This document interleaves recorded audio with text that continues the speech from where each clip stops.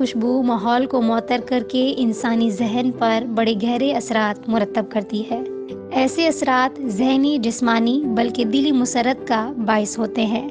پھولوں کی بدولت پیدا ہونے والے پاکیزہ جذبات روحانی آسودگی کا سبب بنتے ہیں، اور ان کی رنگت اور بھینی بھینی مہک اعصاب کو پرسکون بنا دیتی ہے۔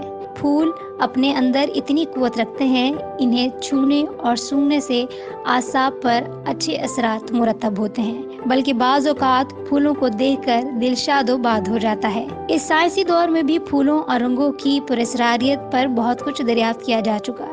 یہ بات بھی ثابت ہو چکی پھولوں اور رنگوں کی پسندیدگی انسانی فطرت کے بہت سارے پہلوؤں کو اجاگر کرتی ہے۔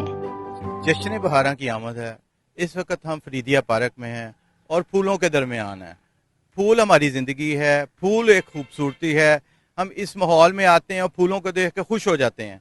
پھر پھول جو ہے وہ صحت ہے، تندرستی ہے، اس لیے زیادہ سے زیادہ پھول لگانے چاہیے، اور پھول جو ہے وہ ہماری زندگی کا اہم جزو ہے۔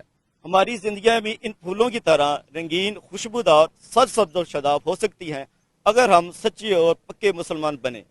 کیمرہ مین ندیم ظہور کے ساتھ رانا سہیل اقبال، وینس HD، سہیوال۔